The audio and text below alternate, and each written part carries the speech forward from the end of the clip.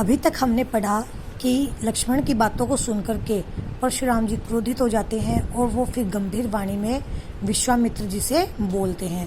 कहते हैं कि हे विश्वामित्र कौशिक, विश्वामित्र सुनो मंद यह बालक, यह बालक बड़ा ही मंद बुद्धि है। कुटिल काल बस निज कुल घालक, यह काल के वश में होकर के और अपने कुल को काल के वश में डाल रहा है। भानुवंश राकेश कलंकु, ये सूर्यवंशी होते हुए भी राकेश चंद्रमा के कलंक के समान है। निपट निरंकुश अबुध असंकु, यह बड़ा ही दुष्ट, उद्दंड, मूर्ख और शंका रहित और है।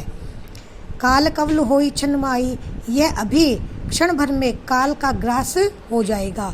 कहूँ पुकारी खोरी मोइनाई, मैं ये पुकार करके कहता हूँ, फिर तुम मुझे दोष मत देना।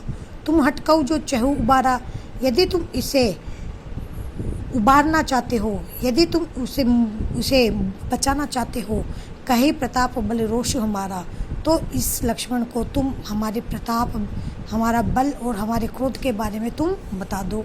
लखन कहूँ मुनि सुजसु तुम्हारा, तब लक्ष्मण मुनि की बातों को सुनकर के कहते हैं कि हे मुनिवर, आपके यश के बारे में तुम्हें अछत को बरने पारा, आपको छोड़ करके आपके सुयश का वर्णन करने में और कौन समर्थ है। अपने तुम आप नहीं करने, आप अपने मुंह से ही अपनी बड़ाई करते हो और बार अनेक भांति बहु बरने, और अनेक बार आपने अपने मुख से बड़ाई खुद ही की है। नहीं संतोष तय पुण्य कछु कहूँ, फिर भी यदि आपको संतोष नहीं है इस बात से, तो फिर कह दीजिए जनेवी से रोग की दुसह दुख से जानबूझकर क्रोध को रोक करके और ये दुख क्यों सहन कर रहे हैं। वीरव्रती तुम धीर अछोबा, कि आप तो वीरव्रती हो, धैर्यवान हो और शांत हो। गाली देते न पाऊ शोभा, आपको गाली देना शोभा नहीं देता। सूर समर करनी करई, कहीं न जनावई आप। तब लक्ष्मण जी कहते हैं कि जो शूरवीर होते हैं, योद्धा होते हैं, वो अपनी वीरता का बखान युद्ध में करते हैं और अपने आप को अपने लिए कुछ नहीं कहते। विद्यमान रण पाई रिपु, कायर कथे प्रताप, केवल जो कायर मनुष्य होते हैं वो ही युद्ध भूमि में अपने शत्रुओं को सामने पा करके और अपने प्रताप का वर्णन करते हैं। इस बात को सुनकर के परशुराम जी फिर क्रोधित हो गए और उन्होंने कहा, तुम तो काल हाकु जन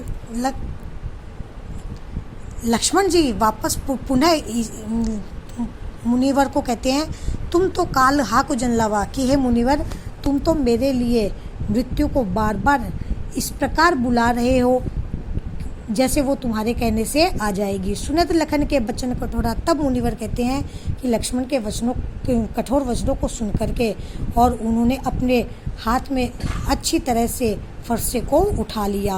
अब जन देई दोष मोह लोगू, अब वो कहने लगे कि कोई भी मुझे लक्ष्मण को मारने पर दोष नहीं देंगे।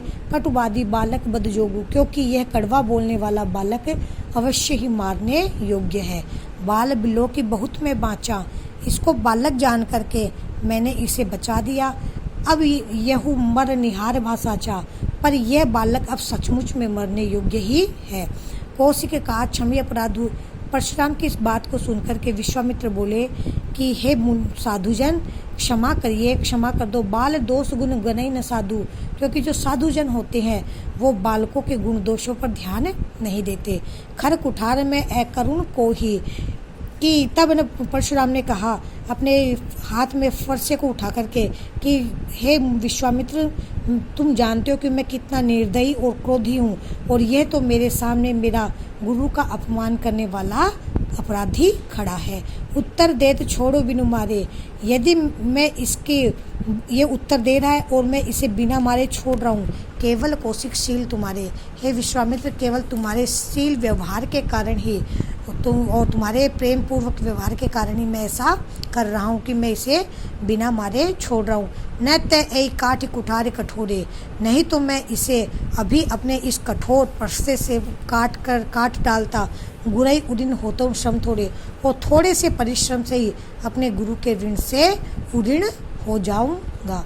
गाति सुनू का हृदय हंसी, विश्वामित्र परशुराम की बात को सुन करके और मन ही मन हंसे और कहा, मन ही मन सोचा उन्होंने कि मुनिवर को तो केवल हरा ही हरा दिख रहा है। अयमय खांड न ऊख में, यानी कि वो राम और लक्ष्मण को भी सामान्य ही क्षत्रियों की भांति समझ रहे हैं। वो यह नहीं जानते कि ये कोई गन्ने से बनी हुई